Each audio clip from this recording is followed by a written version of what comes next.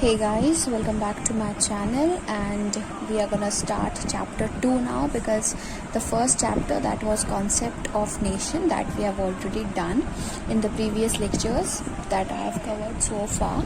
So now we will begin with chapter 2, that is organs of government. Everybody will and very well know that there are three organs of the government if we talk about the Indian system of governance, and those three organs are legislative, executive and judiciary, right? And the judiciary is a separate whole chapter in your class 12th. Okay, if you want any additional information or if you want something detailing regarding judiciary, then I have uploaded the videos for chapter judiciary class 12th as well. There is a separate playlist for class 12th legal studies videos. From there you can see the judiciary main idea or something, anything which you want in detail, the articles related to judiciary, Supreme Courts, High Courts, everything I have made it there. So now let's get started with our chapter 2. First is introduction to organs of government.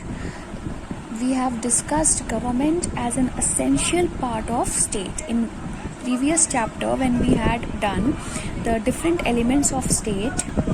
In that we have started, there were 5 elements, out of which one was government, right? So government was an important element, and government was what? A set of institution or an institution that has some power over the subjects of the people, and it makes and enforces some rules and regulations that are important to maintain public order in the society, so that the people may live in a feeling of security and in harmony, and there may not be any disturbance, right? There may not be any riots or civil war, civil fights which are taking place in the society. And if there is any violation of the law that the government has framed, then it also frames the punishments for any person who violates the due process of law. That means penalty or punishment is imposed upon the person who is violating that law. A government normally functions by distributing its functions between its organs, with each organ performing some specific function. Obviously, if I have divided a particular thing into 3, that means I want an efficient administration to be carried out. I want different organs to perform their specific functions. That's why I have divided that into 3 parts. So similarly, if the government is being divided into 3 organs, that means each organ will have some specific and some important function to perform by itself. It primarily performs these 3 functions. It makes the laws. Legislature is for making the law. Enforcing the law is executive, and adjudicating disputes. Adjudicating means resolving the disputes between 2 people, between a person and a company, or between 2 companies, or between person and government, or between 2 state governments, right? So if any dispute arises, then to resolve that dispute we have courts of law, and that courts of law are termed as judiciary as an institute. Government achieves purpose of a state through performance of above functions. These functions constitute minimal requirements of any form of government. So the functions that the 3 organs of the government performed, those functions are the minimum requisites or requirements that need to be fulfilled for any efficient administration by a government of a particular nation. Legislature makes laws, executive implements them, and judiciary interprets laws and decides disputes. It interprets laws, and if anybody has violated that law, then the punishment which has to be given to that person for violation, that would also be decided by the judiciary. And if it's already given in the law at the time of making the law, if legislature has specified that if someone violates this, then there will be this punishment or there will be this penalty which will be imposed on him, then by following that due process of law and by interpreting that law, that punishment will only be given depending upon the circumstances or merits of the case by the judiciary. Okay, this system of distribution of powers among 3 organs is called separation of powers.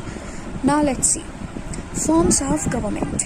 In 4th century BC, great Greek philosopher Aristotle made first attempt to describe the political organizations of his time as democracy, tyranny and oligarchy. So, Aristotle in 4th century BC, he said it was the first attempt made by any political philosopher so far, and Aristotle was the first one to give the terminologies of democracy, tyranny and oligarchy. And see, various nations were having different types of governments, and seeing that, he named those governments with different names. Okay, he gave these three terms. Democracy is what India is having, right?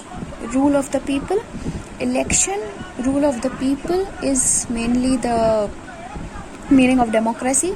Elections are held after intervals of period of time, and in those elections the common people only elect that who they want to rule upon themselves, right? So it is rule of the people, rule by the people and rule for the people, right? Of, by and for.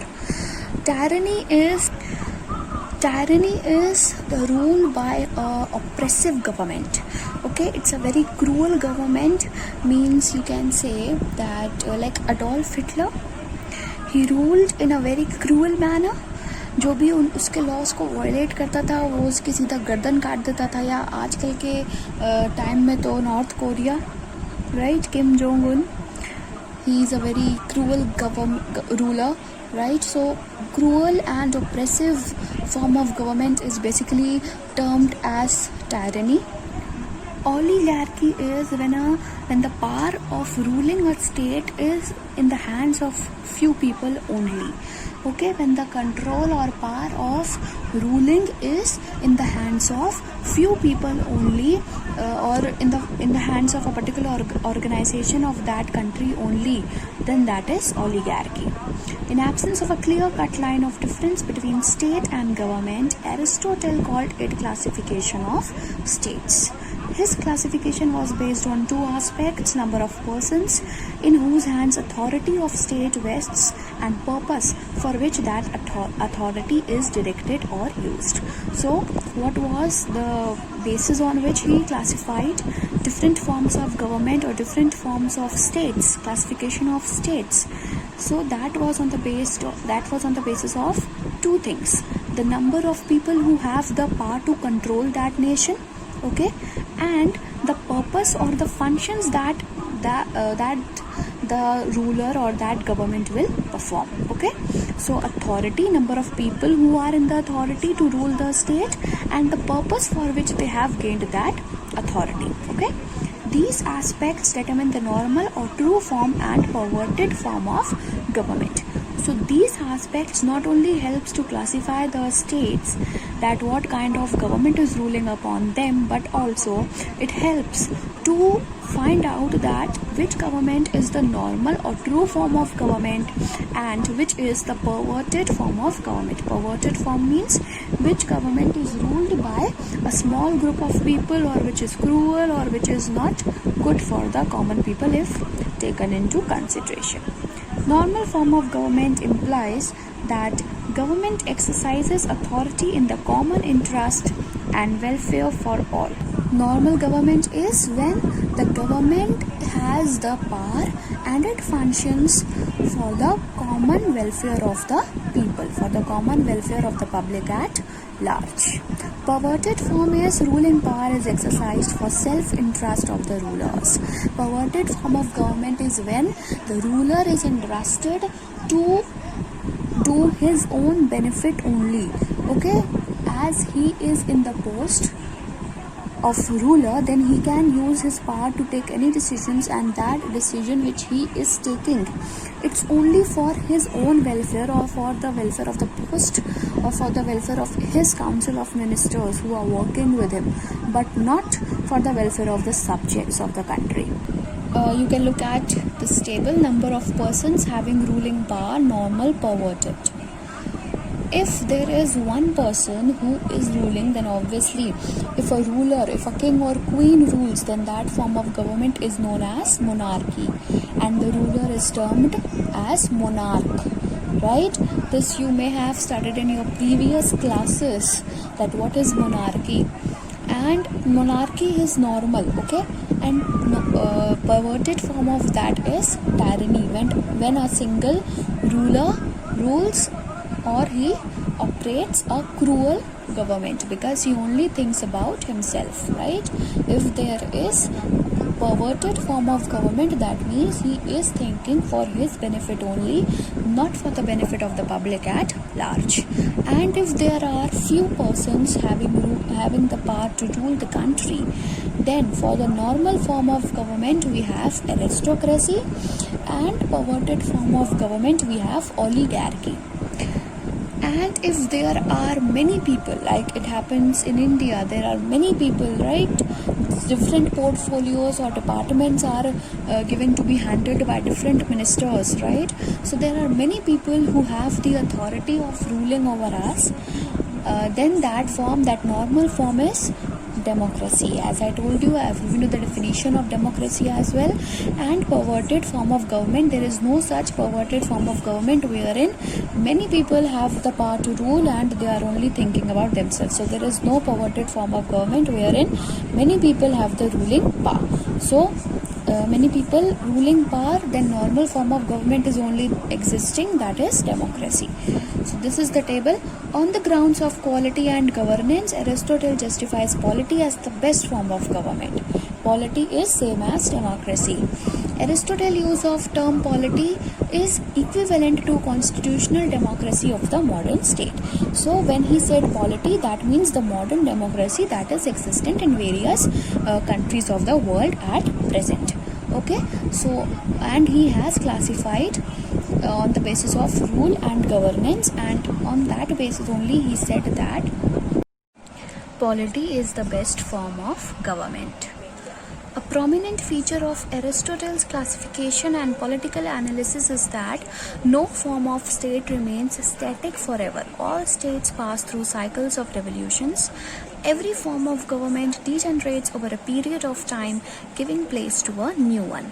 So Aristotle said that no nation is such that in the world where a particular form of government will only exist for years and years. Revolutions do take place in all states, and they all pass through the revolution or evolution stages, wherein old form of government gets replaced by a new one, as we have done when we were doing the types of states. We have done that when feudalism declined, then democracy came, right? That means evolutions do take place in different states in different parts of the world, and the old ones are replaced by new ones. Aristotle studied that conditions under which the states enjoyed stability. He held that underlying cause of political strife and hence of revolution was inequality. So when there is inequality, if we are discriminating against anyone on the basis of caste, creed, religion or whatsoever, even racial discrimination took place in earlier times, right? Like there was a movement which recently took place with the hashtag of Black Lives Matter. So there was the discrimination against the black skin colored people in the US, and for that this hashtag was prevalent, this movement was prevalent. So revolution came because there was inequality on the basis of the skin color. So whenever there is an inequality existing in the society, then civilian fight like situation comes, and I will not say war because it's not a war. So civilian fight like situation comes, and then basically or usually the old one is replaced by the new form of government. Consequently, best state would have a form of constitutional government in which all citizens have access to power, a constitution which in practice blends democratic and oligarchic features, and in which middle class is in control. So according to Aristotle, best state or best form of government is one in which there is a constitution and the government is functioning according to that constitutional norms, and in which the citizens or the common people of the nation, they also have the access to power, and that constitution it should be a blend of democratic and oligarchic features, and it should also keep the middle class or the common people in control, and it should work for the welfare of the nation. That's all for today. Further on to be continued in the next lecture onwards.